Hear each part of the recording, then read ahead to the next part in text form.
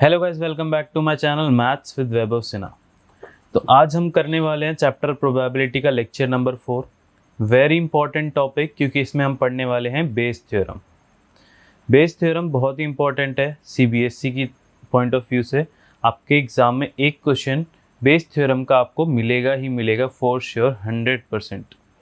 ठीक है, 100% guaranteed topic है ये, एक क्वेश्चन इसका आता ही आता है। तो ये हमें बहुत अच्छे से करना है। प्लस ये आपको दिखने में थोड़ा सा बड़ा लगता है, ठीक है, दिखने में ये थोड़ा सा आपको टॉपिक बड़ा लगता है, but it is very easy. ठीक है, it is very easy once you understand it. तो बड़े ध्यान से इस टॉपिक को समझना है, क्योंकि ये देखने में थोड़ा टफ लगेगा, प्लस ये इंपॉर्टेंट है। तो इसको केयरफुली हम लोग करते हैं। बेस थ्योरम समझने के लिए सबसे पहले हमें समझना पड़ेगा theorem of total probability. Theorem of total probability, इसे हम टोटल प्रोबेबिलिटी थ्योरम भी कहते हैं, एक ही बात है। ठीक है, इसे मैं टोटल प्रोबेबिलिटी थ्योरम भी कह सकता हूँ। इसको समझते हैं सबसे पहले ये क्या है।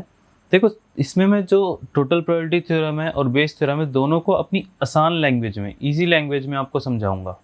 ठीक है, एक है आपकी बुकिश लैंग्वेज जो ये लिखी हुई है स्टेटमेंट, और एक होती है इसकी बड़ी आसान लैंग्वेज। तो मैं आसान लैंग्वेज पे ज़्यादा मेरा एम्फेसिस रहेगा रेदर देन बुकिश लैंग्वेज। ठीक है, तो इसको समझने के लिए मैं एक एग्जांपल आपको पहले दिखाता हूँ। ठीक है, टोटल प्रोबेबिलिटी थ्योरम के लिए हम एक एग्जांपल लेंगे। एग्जांपल के लिए क्या है, आपके पास 4 बैग्स अवेलेबल हैं, B1, B2, B3, B4। ठीक है, तो इनको सेलेक्ट करने की प्रोबेबिलिटी जो है वो इक्वल है। तो सोचो, अगर 4 बैग है तो चारों को सेलेक्ट करने की प्रोबेबिलिटी कितनी होगी? 1/4, 1/4, 1/4 एंड 1/4। ठीक है, तो इन चारों की सेलेक्ट होने की प्रोबेबिलिटी इज 1/4। अब हर बैग में 5-5 बॉल्स रखी हैं। ठीक है, देखो इसमें 2 रेड है, 3 ब्लैक है, 3 रेड 2 ब्लैक, ऐसे करके सब में 5-5 बॉल्स रखी है। अब अगर मैं पूछ लूं कि find total probability, find total probability of getting a red ball, of getting a red ball. ठीक है, तो देखो आप कैसे निकालोगे, बड़े ध्यान से समझना। आपको रेड बॉल की टोटल प्रोबेबिलिटी निकालनी है। तो देखो आपका रेड बॉल कैसे आ सकता है। पहला केस कि आपने भाई बैग 1 सेलेक्ट करा और बैग 1 के अंदर रेड बॉल आ गई। ठीक है, तो बैग 1 को सेलेक्ट करने की प्रोबेबिलिटी 1/4। ठीक है, एंड फर्दर वहां पर रेड बॉल की प्रोबेबिलिटी इज 2/5। ठीक है, हम स्टार्टिंग में से क्वेश्चंस कर चुके हैं कि भाई बैग के सेलेक्ट होने की प्रोबेबिलिटी 1/4 है, फिर उस बैग के अंदर रेड बॉल की प्रोबेबिलिटी 2/5 है, तो दोनों ही केसेस मल्टीप्लाई हो जाते हैं। ठीक है, प्लस अगला चलते हैं। अब बैग 2 के अंदर रेड के आने की प्रोबेबिलिटी कितनी है, उसको निकालते हैं। बैग 2 के सेलेक्ट होने की प्रोबेबिलिटी इज 1/4 इन 2 में बैग 2 में रेड बॉल होने की प्रोबेबिलिटी इज 3/5। सिमिलरली बैग 3 की बात कर सकते हैं हम लोग। बैग 3 में रेड बॉल आने की प्रोबेबिलिटी कितनी हो जाएगी? बैग 3 के सेलेक्ट होने की प्रोबेबिलिटी इज 1/4 एंड उसके अंदर रेड बॉल होने की प्रोबेबिलिटी इज 1/5। सिमिलरली बैग 4 की बात हम लोग करें, ठीक है, बैग 4 में भी अगर मैं देखूं तो उसमें बैग 4 के सेलेक्ट होने की प्रोबेबिलिटी 1/4 है और उसके अंदर रेड बॉल आने की प्रोबेबिलिटी 4/5। ठीक है, इसकी कैलकुलेशन अब आप लोग इजीली कर सकते हो। बट क्या आपको एक तरीका लिखना आया? अगर आपको एक तरीका लिखना आया तो बस आपको टोटल प्रोबेबिलिटी थ्योरम समझ में आ गई। टोटल प्रोबेबिलिटी थ्योरम क्या है? आपको किसी भी चीज़ के होने के अलग अलग इवेंट्स दे देंगे। ठीक है, E1, E2, E3, ऐसे करते करते En। ठीक है, बहुत सारे इवेंट दे देंगे। अब बोलेंगे कोई एक दूसरा इवेंट है, जैसे यहाँ पे रेड बॉल सेलेक्ट होने की प्रोबेबिलिटी थी, तो बोलेंगे बताओ इसकी टोटल प्रोबेबिलिटी क्या है। तो आप क्या करोगे कि भाई ए जो है वो E1 के थ्रू भी आ सकता है, E2 के, E3 अप टू En। तो आप इन सब प्रोबेबिलिटीज को ऐड करोगे, this is your total probability theorem. ठीक है, इसी की अगर मैं स्टेटमेंट लिखूं, ठीक है, तो स्टेटमेंट में क्या है, मेरे को क्या निकालना था? Probability of red ball. ठीक है, तो मैंने क्या करा, प्रोबेबिलिटी ऑफ बैग 1 है ना, इनटू में प्रोबेबिलिटी ऑफ R/B1। R/B1 मतलब देखो बैग 1 के आने की प्रोबेबिलिटी और बैग 1 के आने के बाद रेड आने की प्रोबेबिलिटी। ठीक है, आई होप आप फर्स्ट एक्सरसाइज अच्छे से करके आए हो। ठीक है, फर्स्ट एक्सरसाइज सेकंड एक्सरसाइज ढंग से करके आओगे तो ये चीज़ें बहुत क्लियरली समझ में आएंगी, नहीं तो दिक्कत हो सकती है। ठीक है, अब देखो इसको कैसे लिखेंगे हम लोग, बैग 2 के आने की प्रोबेबिलिटी, देन बैग 2 के बाद, क्योंकि नीचे जो है वो गिवन कंडीशन होती है ना, हम लोग पहले कर चुके हैं कि नीचे क्या होता है गिवन कंडीशन कि बैग 2 के आने के बाद रेड की प्रोबेबिलिटी। ठीक है, ऐसे हम चारों केसेस को लिख लेंगे। तो अगर ये बात आपको समझ में आ गई, क्या मैं इसको ऐसे लिख सकता हूँ, summation probability of B I into में प्रोबेबिलिटी ऑफ बी अपॉन में प्रोबेबिलिटी ऑफ आर अपॉन में बी आई, और मैं आई की वैल्यू क्या करूँगा 1 से लेकर 4 तक है यहाँ पर, है ना। एक बार मैं भाई बैग 1 का केस लूंगा, एक बार बैग 2 का, एक बैग 3 का, बैग 4 का, और सबको मुझे क्या करना है, ऐड समीशन करना है। अगर ये बात समझ में आई तो अब इसकी स्टेटमेंट को समझते हैं जो पीछे लिखी हुई थी। देखो स्टेटमेंट क्या कह रही है कि E1 E2 dash dash dash dash En we are partition of sample space, मतलब जो भी हमारा सैंपल स्पेस है वो अलग अलग इवेंट्स के थ्रू हो सकता है, E1 E2 up to En। ठीक है, and suppose each event E1 E2 En has non zero probability, मतलब सबकी कुछ प्रोबेबिलिटी है। हमें एक ए इवेंट दिया है, ठीक है, जो इस सैंपल स्पेस में आ रहा है, तो उस ए के आने की हमें टोटल प्रोबेबिलिटी निकालनी है। तो देखो जो पीछे हमने सीखा था वही चीज़ है, ए के आने की प्रोबेबिलिटी क्या है कि भाई पहले E1 आया, फिर E1 के आने के बाद ए आया, है ना, फिर probability of E2, then probability of A after E2। अगर मान लो n इवेंट्स है तो dash dash dash probability of En into probability of A upon में En। क्या ये बात समझ में आ गई आपको? दिस इज टोटल प्रोबेबिलिटी, और इसी को अगर मैं समीशन की फॉर्म में लिखूं तो पी ए क्या आ जाएगा आपका, summation probability of E I into में प्रोबेबिलिटी ऑफ ए अपॉन में ई आई, है ना। मतलब आई का वैल्यू हम लोग 1 से लेकर n तक डालते जाएंगे और हमें हमारा आंसर मिलता जाएगा।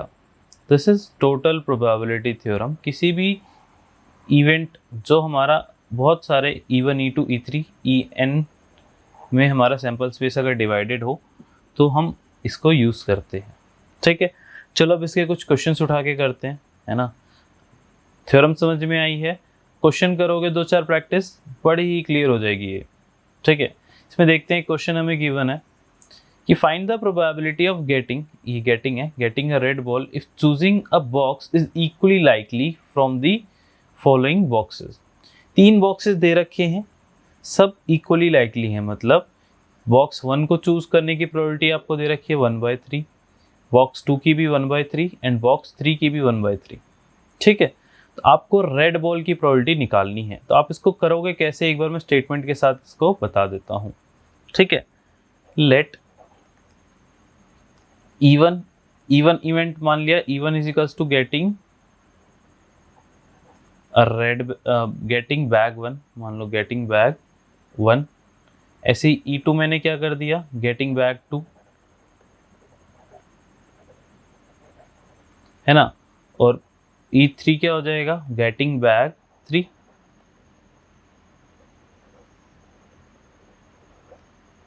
ठीक है, उसके बाद जिसकी प्रोबेबिलिटी पूछी है उसको डिफाइन कर दो। ए इवेंट डिफाइन कर दो, probability of getting a red ball, A is a event of getting red ball, है ना। हमें ए की टोटल प्रोबेबिलिटी निकालनी है, प्रोबेबिलिटी ऑफ ए।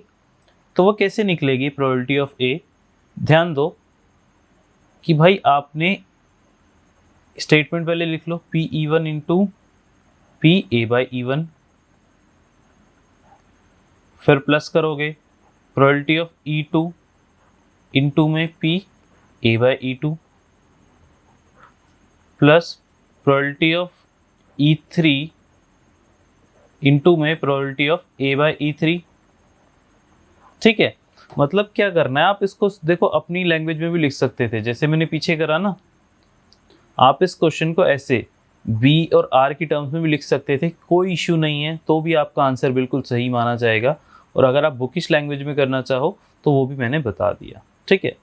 तो देखो E1 के होने की प्रोबेबिलिटी यानी बैग 1 के सेलेक्ट होने की प्रोबेबिलिटी थी 1/3 और बैग 1 के अंदर रेड बॉल की प्रोबेबिलिटी वॉज 3/8 प्लस बैग 2 के होने की प्रोबेबिलिटी वॉज 1/3, बैग 2 के अंदर रेड की प्रोबेबिलिटी इज 4/8 यानी कि चलो 4/8 लिख देते हैं, प्लस बैग 3 के सेलेक्ट होने की प्रोबेबिलिटी 1/3 और बैग 3 के अंदर रेड बॉल आने की प्रोबेबिलिटी इज 5/8। इन सब में से देखो 1/3 तो कॉमन आ रहा है, अंदर क्या बच रहा है मेरे पास 3/8 प्लस 4/8 प्लस 5/8। इसका आंसर क्या आएगा 1/3 इंटू 4 + 3 7 + 5 12/8, ठीक है। ये कट हो जाएगा 3/4 एंड 1/2, ठीक है। तो ये कट के हमारे पास जो आंसर आया फाइनल प्रोबेबिलिटी आई y 1/2। तो यहाँ पर से इन सभी इवेंट्स में से मतलब मैं अगर किसी भी एक बैग को सेलेक्ट करता हूँ, उसमें हाथ डाल के एक बॉल निकालता हूँ, तो उसके रेड होने की जो प्रोबेबिलिटी है वो 1/2 ही है, ठीक है। तो total probability of getting red is 1/2। I hope you are getting this point, ठीक है।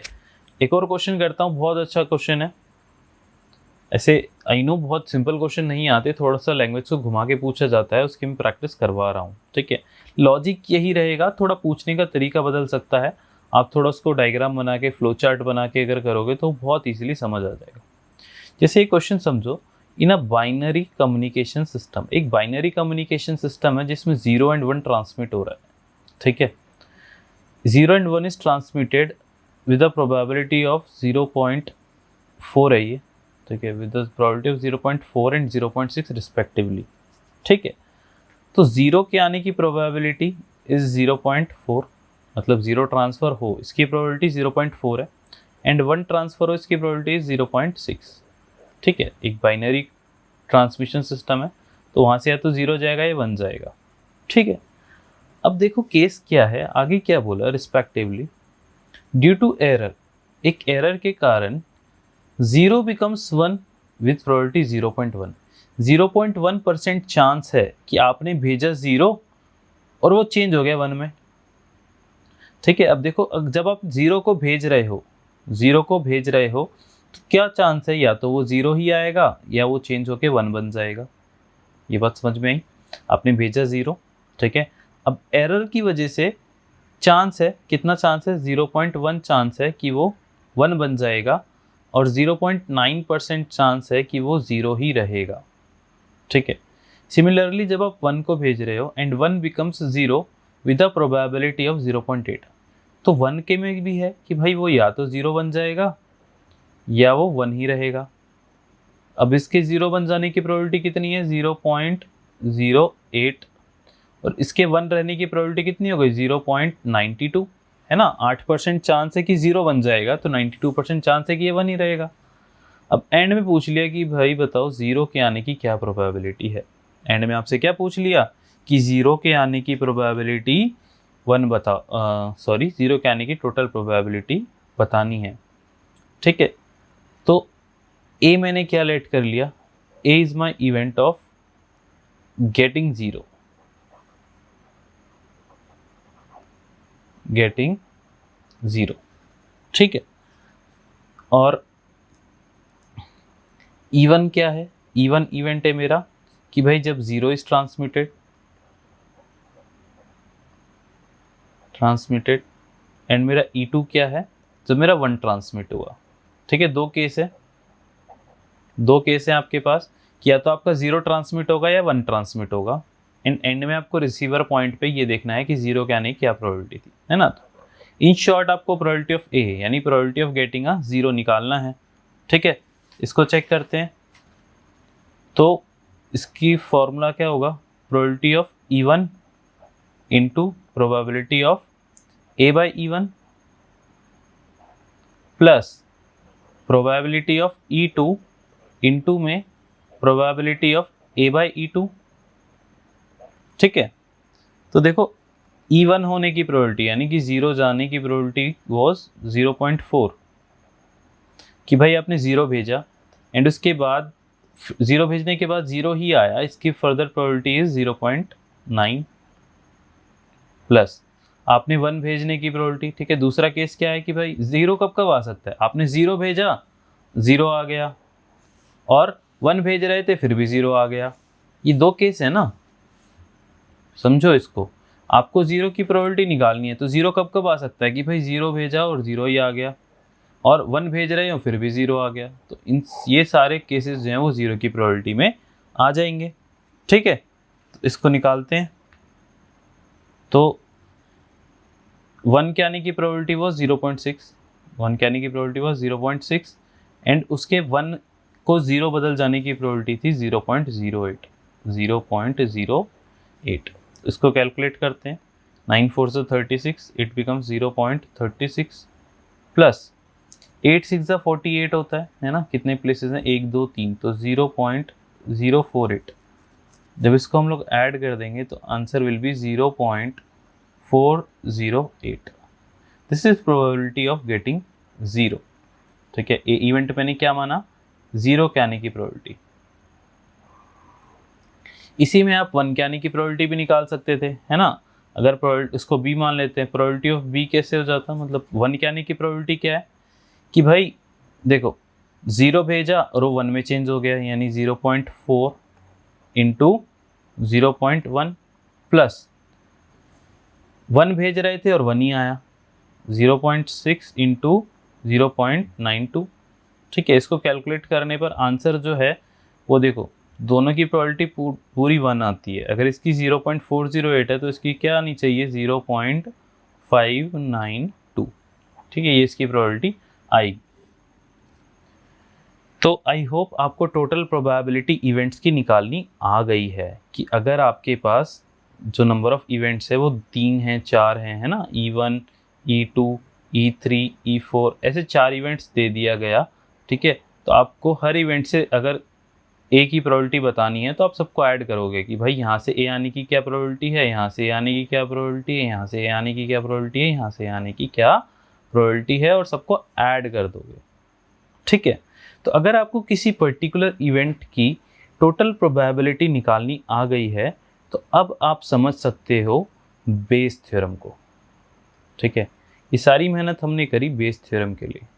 अगर आप टोटल प्रोबेबिलिटी निकालना समझ गए तो अब बड़ी आसानी से आप बेस थ्योरम को समझ लोगे। बेस थ्योरम को समझाने के लिए मैं फिर से एक क्वेश्चन लूँगा, ठीक है, अपनी सिंपल लैंग्वेज में उसको करवाऊँगा, फिर मैं इसकी स्टेटमेंट आपको समझाऊँगा। ठीक है, बड़ा सिंपल है। देखो क्या कह रहा है क्वेश्चन, अ bag contain 4 red ball 4 black ball. एक बैग 1 ले लेते हैं। ठीक है, इसके अंदर क्या है, 4 रेड बॉल है और 4 ब्लैक बॉल है, 4 red ball and 4 black ball. Another bag contain 2 red ball 6 black ball. एक बैग 2 है जिसके अंदर क्या है आपके पास 2 रेड बॉल है और 6 ब्लैक बॉल है। ठीक है, one of the 2 bag is selected at random and a ball is drawn from the bag which is found to be red। अब देखो इसको ध्यान समझो, इसमें क्वेश्चन पूछा कैसे जाता है। इसमें बोला गया कि आपने किसी एक बैग को सेलेक्ट करा, ठीक है, बैग 1 बैग 2 है, आपने एक बॉल को निकाल लिया और वो जो बॉल निकाली ना वो रेड आ गई, आंसर बता दिया इसने। अब पूछा है जो रेड बॉल है ये बैग 1 से आई, इसकी क्या प्रोबेबिलिटी है ना। देखो रेड बॉल जो है वो बैग 2 में हाथ डालो तो भी निकल सकती है, बैग 1 में हाथ डालो तो भी निकल सकती है, बट आपसे पूछा क्या प्रोबेबिलिटी है कि वो बैग 1 से निकली। क्वेश्चन समझ रहे हो, आपके पास 3-4 इवेंट है जैसे E1 E2 E3, ठीक है, और इसने बोला ए हो गया, तो बताओ ए E1 के थ्रू हुआ, इसकी क्या प्रोबेबिलिटी है। हो तो वो यहाँ से भी सकता था, यहाँ से भी हो सकता था, बट यहाँ से होने की प्रोबेबिलिटी बताओ। ठीक है, इसमें रिवर्स करके पूछा जाता है। ठीक है, इसमें क्या है, थोड़ा उल्टा पूछा जाता है, इसलिए इसको रिकर्सिव प्रो कैलकुलेशन भी कहते हैं। क्या कहते हैं इसको, बेस थ्योरम को मैं पीछे लिख देता हूँ, इसे बोलते हैं रिकर्सिव प्रो कैलकुलेशन। अभी देखने सुनने में बड़ा टफ लगा, लेकिन करने में बड़ा ही आसान है। आपको करना क्या है, आपके पास देखो, आपके पास रेड बॉल आया है ना, आपको बताना है कि उसके फर्स्ट बैग से होने की क्या प्रोबेबिलिटी है। देखो आपको क्या बताना है, प्रोबेबिलिटी ऑफ क्या, आपको गिवन क्या है। जब भी हम देखो लिखते थे नीचे गिवन स्टेटमेंट आती थी, आपके पास गिवन स्टेटमेंट है कि बॉल जो है वो रेड आया, क्या प्रोबेबिलिटी है कि वो बैग 1 से निकला। ठीक है, आपको क्या निकालना है, प्रोबेबिलिटी ऑफ B1/R। इसको समझो, इसमें करना क्या है, डिनोमिनेटर में तो देखो आपको लिखना है रेड के आने की टोटल प्रोबेबिलिटी। क्या लिखना है, रेड के आने की टोटल प्रोबेबिलिटी क्या थी, बैग 1 की प्रोबेबिलिटी इज 1/2, बैग 2 की प्रोबेबिलिटी भी 1/2 है। ठीक है, तो रेड के आने की टोटल प्रोबेबिलिटी क्या होगी, बैग 1 लिया, उसके अंदर रेड की प्रोबेबिलिटी इज 4/8, प्लस बैग 2 लिया, उसके अंदर रेड की प्रोबेबिलिटी इज 2/8। ठीक है, आपको ये बताना है कि बैग 1 से निकला इसकी क्या प्रोबेबिलिटी, तो नीचे तो रखोगे आप टोटल प्रोबेबिलिटी, और बैग 1 का पूछा है तो ऊपर लिख दोगे बैग 1 की प्रोबेबिलिटी। बैग 1 की प्रोबेबिलिटी क्या रहेगी, बैग 1 की प्रोबेबिलिटी इज 1/2 इंटू में 4/8। बड़ा सिंपल सा केस है। मतलब आपसे जब पूछा जाए ना कि बताओ ये E1 से वो इसकी क्या प्रोबेबिलिटी है, तो नीचे तो सारी प्रोबेबिलिटी लिख दो एक ही होने की, और ऊपर सिर्फ E1 वाली लिख दो कि भैया ये इसकी टोटल प्रोबेबिलिटी थी, आपको A1 की चाहिए तो भैया मैं इसको कैलकुलेट करके बता दूंगा। ठीक है, तो इसी को मैं स्टेटमेंट वाइज लिखूं तो ये क्या आएगा, ये है probability of bag 1 into probability of R/B1। ठीक है, और नीचे उसका सम है। ठीक है, नीचे सम, नीचे देखो आपसे 3-4 में से एक की पूछ लेगा, एक में से आने की प्रोबेबिलिटी, तो नीचे सबका टोटल कर दो और जिसकी पूछ रहा है उसको ऊपर लिख दो। बड़ा सिंपल सा फंडा है। ठीक है, स्टेटमेंट समझते हैं। अगर E1 E2 EN non empty events हैं, ठीक है, मतलब एक सैम्पल स्पेस है आपके पास, वो डिवाइड हो गया E1 E2 ऐसे करते करते EN में। ठीक है, और ये डिसजॉइंट है, मतलब इनमें कॉमन नहीं है, ये अलग अलग इवेंट है। A is any event of non zero probability. ठीक है, ए कोई इवेंट है जो हो गया।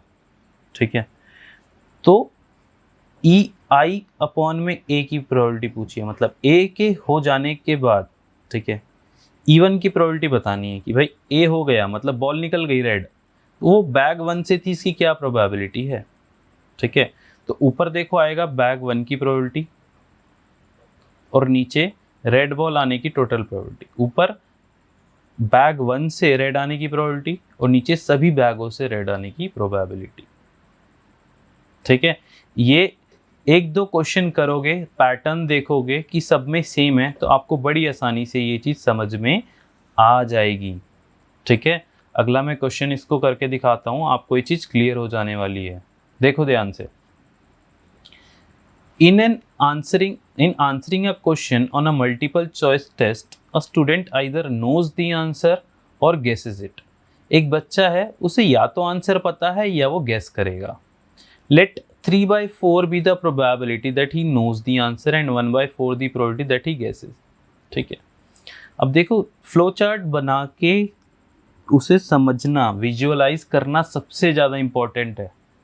ठीक है, ये चीज़ सबसे ज़्यादा इम्पॉर्टेंट है कि आप उसका फ्लो चार्ट बनाओ और उसको विजुअलाइज करो।